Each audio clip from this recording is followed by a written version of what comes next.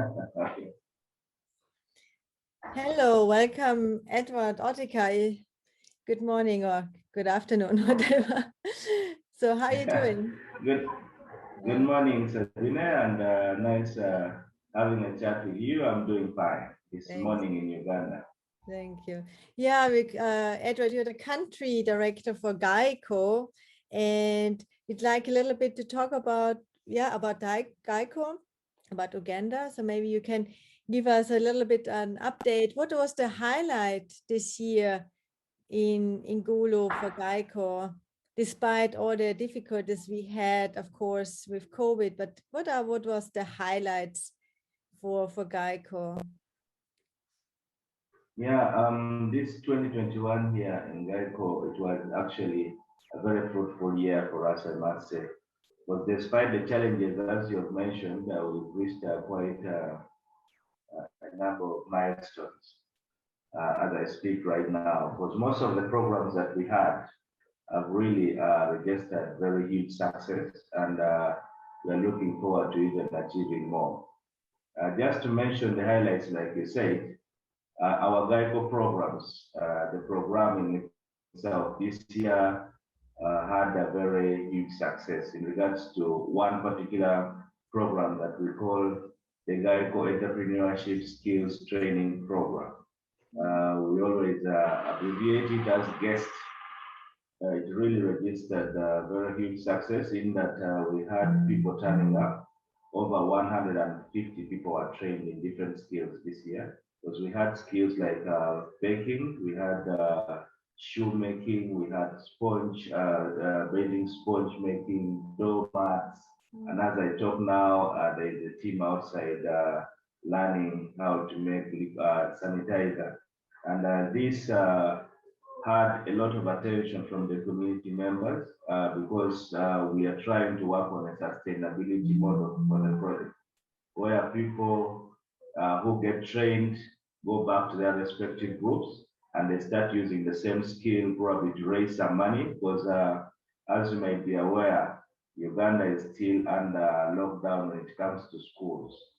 So most of the young people are just at home.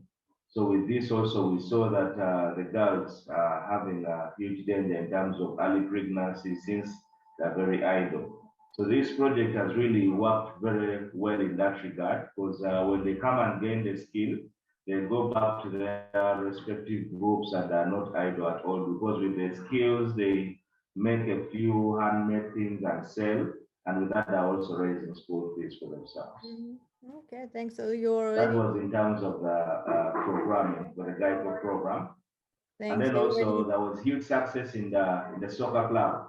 Yeah. The soccer club registered also tremendous success, because our club team members are still, most of them at home since there is no school for now. So in every competition that they have gone for, they have been able to win. Not just winning, but with very many goals. As I talk now, we've been able to score 47 goals in just 9 matches, and we've only conceded 1. And we have about 5 trophies right now, and looking forward to pick the 6th trophy on Saturday, because they have a final going on. So that was also a huge success, because the team is very tight together. Okay, great. Thanks a lot. Yeah, you responded already to my other question. How many participants overall you had in the programs? I think you mentioned already. So all the programs that how many young people did you address with this? Right now, we have 150 that have been trained here at office.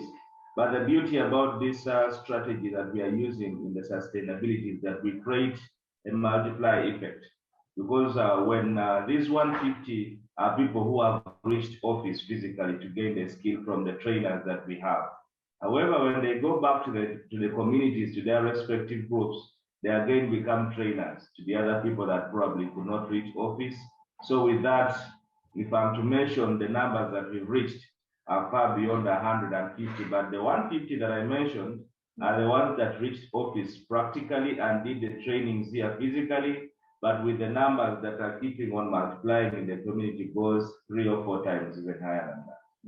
Yeah, thanks. Yeah, that's great. But what is still needed for Geico and Gulo? What is the most important thing you urgently need to continue the successful programs? Yeah, I think two major things that I see probably next year we need to work on as Geico to have this success going forward. The first one is to get a model that is sustainable in terms of financing.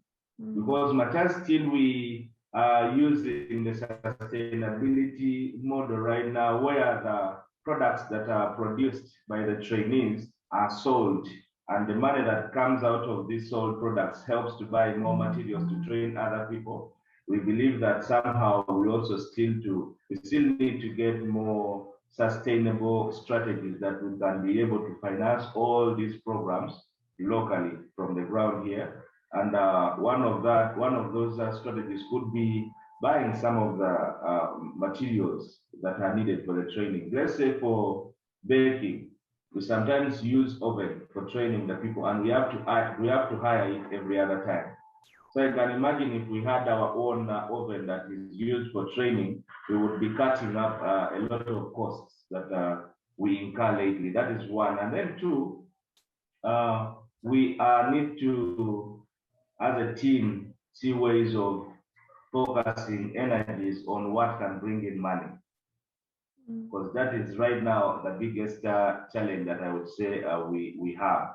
We've tried to write proposals and feedback has not been so positive. So we are looking at how best can we partner with other organizations that are like-minded, that we can get money that boosts the program to even reach a bigger number in the future. Thank you. You mentioned it, some corporations. Maybe there was something, a cooperation you had running with another organization. Is it still going? A number of partners that we work with. However, we've not been able to write proposals that are successful, that are funded for the both organizations to share.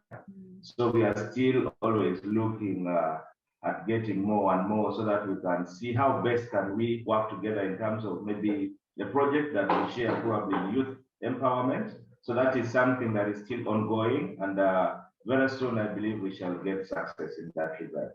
Okay, good. So what is your biggest wish for the next year? So we are coming to the year end soon, and now we're thinking about the next year. What is the biggest wish for Geico, for you, for the next year? The biggest wish is for us to have success in our funding strategy. That's my biggest wish, because we've only been supported by our very generous donors in the different countries that support us with funding. But I believe that if we could have our proposal answered to it, and maybe we have a big funding, then we would be able to reach a very bigger scope, and also the number of people that would be touched by our programs would really go high.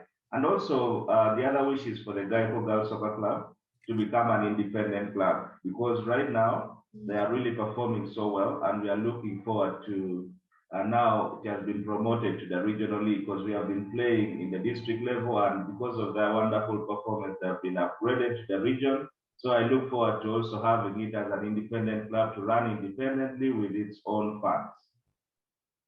Okay, great. Thanks a lot, Edward, and I wish you and the team good luck, and the girls for the final game also the best. Yeah. So, and thanks a lot for the interview. Thank you, Sabina, and we also look forward to bringing the trophy home.